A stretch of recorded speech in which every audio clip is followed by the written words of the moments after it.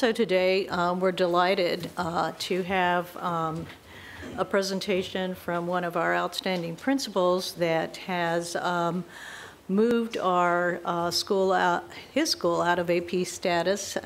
We have been doing these presentations over the fall, and today we're delighted to have Adam Taylor, principal of Brookfield Village Elementary School, to share with us some of the strategies that they have employed to accelerate the performance of students and to reach this accomplishment. Welcome, Mr. Taylor. We're delighted to have you here with us tonight. Thank you, Madam President, members of the board, Deputy Superintendent, and everybody in the crowd. It's a distinct pleasure, privilege, and honor to be here representing Brookfield, where, as my first slide says, where the lions roar and young scholars are prepared for academic success, college, and the world. I had invited my staff, but we have a conflict. The OEA had a general membership meeting today. I have teachers getting their hair done and getting ready for Thanksgiving and everything else, and many of my parents weren't able to come. So I come humbly representing my school to share really the work that my faculty and staff have done. Like I tell them every day, I do very little other than to provide coaching and support to them to be highly successful. And as a father of a campus, I'm very privileged to be the father of 400 students each and every day, a brother and an uncle to my staff members and somebody else. So what kind of led us to where we've been, it took Brookfield about 8 years to get out of program improvement status. So 3 years ago, we went through and we revised the vision. And our vision became something that we felt was tangible, and it included every member of our faculty. It included our classified staff, student input, and parent input. And basically, we want to develop students that are academically competent. We know that they need to have basic skills to be successful in middle and high school and then move on to college or careers. But we also need them to be socially and culturally adept. What I mean by that is they need to know how to interface with one another, how to be responsible collectively for the actions of one another, how to understand and really thrive and be excited about finding out about other cultures which they interface with on a regular basis, as well as cultures that they may not have had the opportunity yet. We need emotionally stable students. And I say that if you're familiar with Brookfield, we're off 98th and Eads, one of the hot points always in the city of Oakland, where kids bring a tremendous amount of emotional distress every day to school. Physically sound, you know, we know that kids who eat healthy, kids who exercise regularly an hour a day or more, stimulates their brain development, allows them to be able to focus on the academic task at hand. We want them to be prepared, and not just prepared for college, but ready.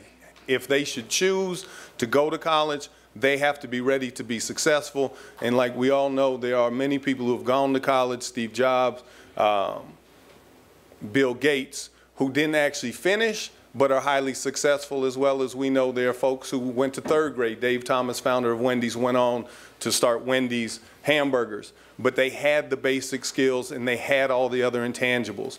They have to be willing to undertake all those tasks, including raising up their community, and able to thrive with character. And we think it's really important in this day and age with the Enron scandals, AIG, and everything else, to have integrity, to have high moral standards, to really know that I have to go through this being somebody where my word is my bond and it is deeper than any contract, and to be able to thrive in the global community which they will enter into. It's no longer just an Oakland community, it is a global community in every aspect. So we came about after developing our vision with our focal student theory of action. You know, one of the things I'm a firm believer is when the head tells me to move, there are certain ways I need to move and things that I need to implement. So in my tenure, we came across focal 15 students. And how do we really focus our intentions? So if we as the school use our school-wide strategies for student engagement, and those strategies are attention. How do you get their attention? Well, post the objectives. What are students expected to learn, not what are you trying to teach? How do you get their attention? How do you start your class? Do you have door work? So as soon as they walk through the door, they know they sit down, they work, you run sound spelling cards every day. What are the things that really get their attention? How do you keep their momentum through positive reinforcement, keeping a very brisk pace? Like a friend of mine who's a professor at Stanford University said, our job now is so much more demanding because we fight 5-minute segments of death, which we call TV. So our kids are into TV technology. Everything changes 5 to 10 minutes. It doesn't matter, video game or a TV show they're watching. Every 10 minutes you go to commercial. So we have to have a brisk pace. Equity, how do we ensure that every student is actively engaged in their learning and the learning of others, whether it's using equity sticks, rolling dice, cooperative learning strategies, and really starting in first and second grade now, we've really moved to think, pair, shares, cooperative learning groups so that students are helping students learn.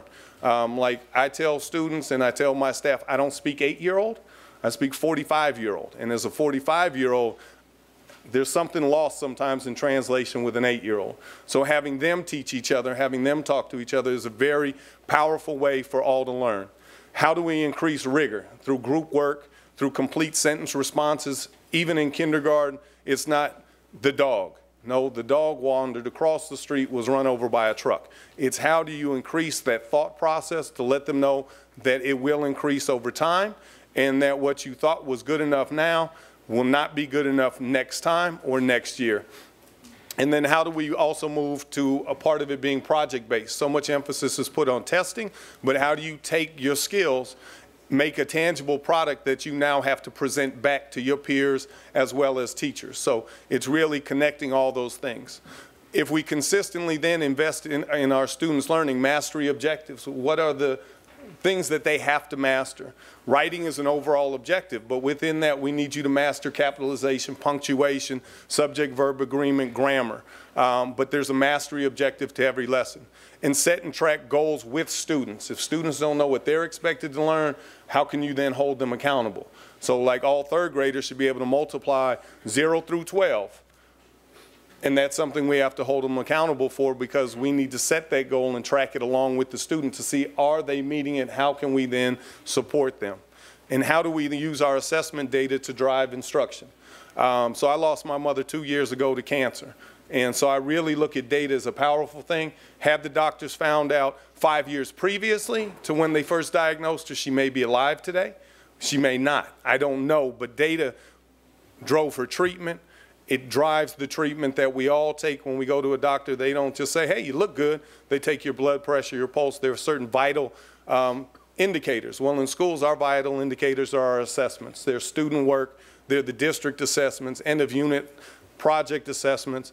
So we do an analysis of whole school, whole class, the subgroups. How are our African American boys doing in comparison to our Latino boys? But not comparing to say, oh, they're better, but how do we make it work for everybody to determine what do we need to reteach to a whole group or to a subgroup or maybe just to one student? Because if one fails, we've all failed. We do biweekly analysis of our focal students, talking about how are they progressing? How are they meeting the standards that you as teachers set up in your professional learning community time to really be able to dig deeper, where their peers have opportunities to provide input, feedback, look at the data, and come up with their best practices and share this. And then how do we create unit plans collaboratively? You can't just do it in isolation and think, I've got this. How do you do it as a team? My whole third grade meets twice a month, and they plan units, they look at data, they figure out how are we going to drive this instruction to make kids highly successful. And out of that, you know, how do we make it culturally relevant? How do we engage students who aren't necessarily engaged? How do we engage kids who never see anybody who looks like them in a book? How do we make it, you know, street, so to speak, by embracing home language but channeling it so that kids now understand there's an academic focus. And here at school there's an academic focus. So you can't tell Mr. Taylor, I ain't gonna. Well, you just told me you will, right? Because it's a double negative. So it's holding those kids but teaching them and embracing that I understand that's how you say it at home. But here in this school, we need to speak a different way and to get them to understand that in a variety of contexts, your speech, the way you interact with your peers changes. I don't talk the same with with my friends as I may with my wife, or as I ever did with my mother, because my mother said, you will speak the Queen's English. I don't even know who the Queen was at the time, nor do I still know what that means, but I knew that meant I should be grammatically correct. There should be no slang involved, but then I could go out with my friends and I could chop it up with them as I needed to. But if we do that, we will reach or exceed our student achievement goals. You know, and we haven't gotten there yet. We're still working towards it. And so out of that, this one might be a little bit more difficult to see, our goal this year, so we've revised it. We met our goal. 760 was lower, but when I came in, we were 600. So in 3 years, we were able to move up 160 points. So to reach 800, how do we reach 800 for all of our students, which still isn't good enough? I have a bet with one of the highest performing principals in the district over at Lincoln that we'll get to 950 before they do, and they're very close. But sometimes it's more difficult to close a small gap than it is to close a big gap. So John will be buying me lunch very soon. But that all students demonstrate at least a 20% growth. So that means if you scored 10 points, you will score 20% higher each and every time you are assessed. Because we can't stop, even if you are 100% on everything, you're still not where you need to be. There's still something you need to learn. So in professional development, how do you conduct reflective teaching through a professional development series? And I have to say I've been very blessed and very honored that my staff has really stepped up.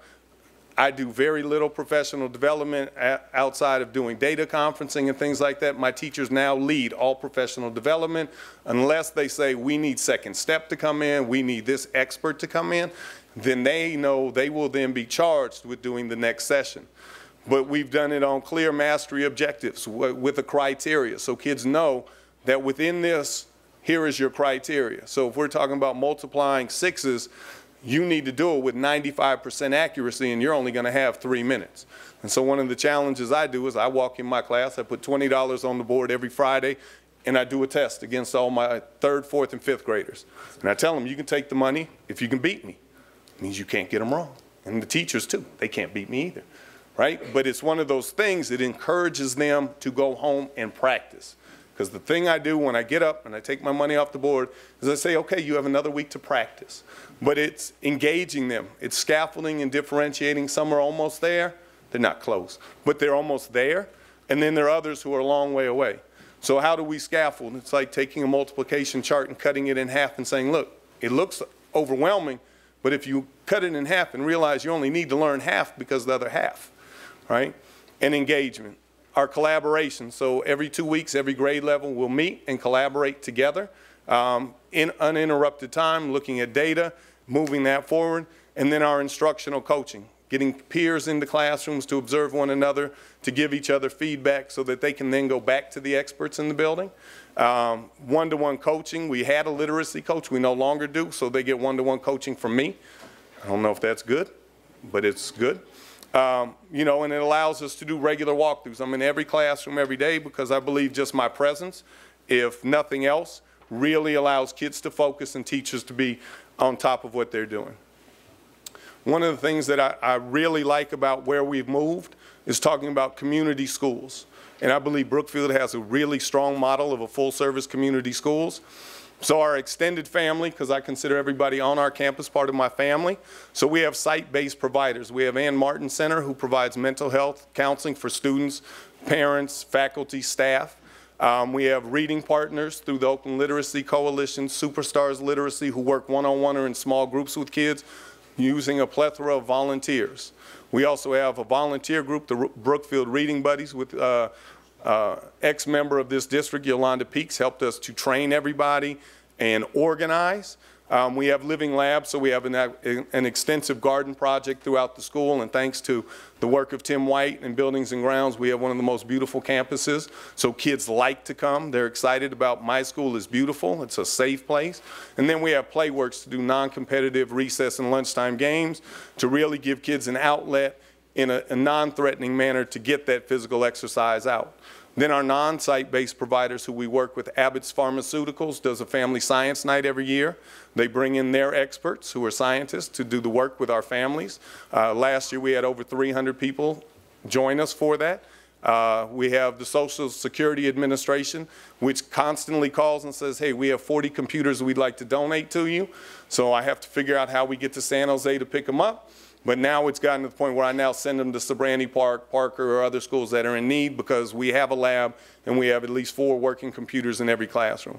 And FedEx is also supporting us by sending people over there also where we go in case of an emergency, particularly if it's raining, it's a dry place indoors that will be safe for us. The Oakland Library on the corner, every student has a library card. The librarians come on a regular basis. They do story reading. They set up dances for our kids, cultural dances. We just had a beautiful one about Native American dances. And then the Oakland Literacy Coalition. And I think, you know, other non-site-based providers are the people in the district who help provide support to the school. And so our progress, this goes 2007 up to 2010. And you'll look at the benchmarks on the left. So as we went through the benchmarks, there were some ups and downs, some peaks. And then our CST 3 years ago, only 7% of our kids were proficient in anything overall. The following year, we got to 37. Now we're making it to 50 with 82% of all our kids basic or above in math, with over 60% of them proficient or advanced. We also have 4 students who scored perfect on the CST in math, which is really exciting. If you look at last year, as we look at our different subgroups, our African American students made continuous progress. Our Latino students made continuous progress. Our English learners made continuous progress, and school-wide we did. And ultimately, you know, it led us to a comparison to see that there are areas we really need to target. You know, why is 3rd grade dipping? Why is 5th grade? What were the issues? Why did African American females decline so much? What were the issues that we now need to address? And there's additional data. But until we get to 1,000, we haven't done enough, and there's still a lot of work we have to do. You know, and I thank God every day that I have been placed in a position where I can help facilitate learning of kids who are like me, who come from, you know, a household like I came from.